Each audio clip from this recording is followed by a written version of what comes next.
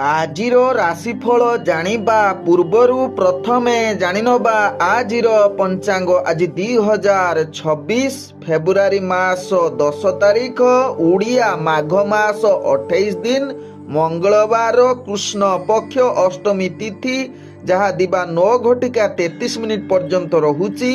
ତାପରେ ନବମୀ ତିଥି ଆରମ୍ଭ ହେଉଛି। ଆଜି ବିଶାଖା ନକ୍ଷତ୍ର, ଯାହା ଦିବା 10:10 ପର୍ଯ୍ୟନ୍ତ ରହୁଛି। ତାପରେ ଯାହାକି ଅନୁରାଧା ନକ୍ଷତ୍ର ଆରମ୍ଭ ହେଉଛି। ଆଜି ବିଛା ରାଶିରେ ଚନ୍ଦ୍ର ଅବସ୍ଥାପନ କରି ରହୁଛନ୍ତି।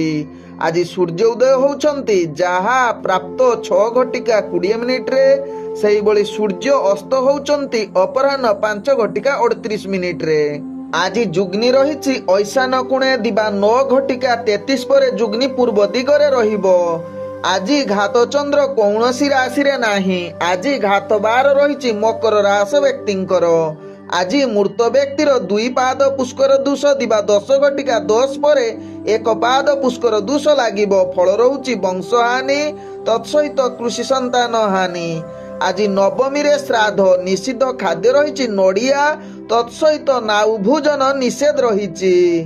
ଆଜିର ଅଶୁଭ ବେଳା, ଯାହା ଦିବା 7:54 ଦିବା 9:29 ମଧ୍ୟ ରହିଛି ବାର ବେଳା। ସେହିଭଳି ଦିବା 1:39 ଦିବା 2:14 ମଧ୍ୟ ରହିଛି କାଳ ବେଳା।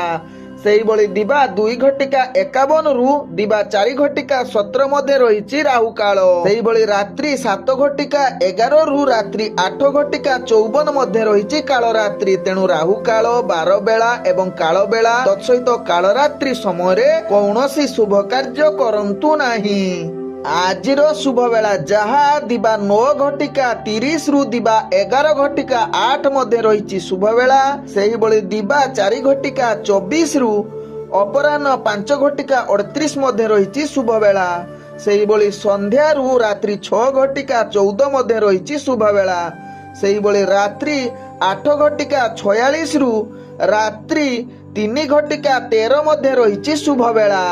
ତେବେ ଚାଲନ୍ତୁ ଜାଣିବା ଆଜିର ରାଶିଫଳ, ଯାହା ଚନ୍ଦ୍ରଗୋଚର ଗଣନା ଦ୍ୱାରା ଜାଣିବା। ମେଷ ଠାରୁ ମୀନ ରାଶି ପର୍ଯ୍ୟନ୍ତ।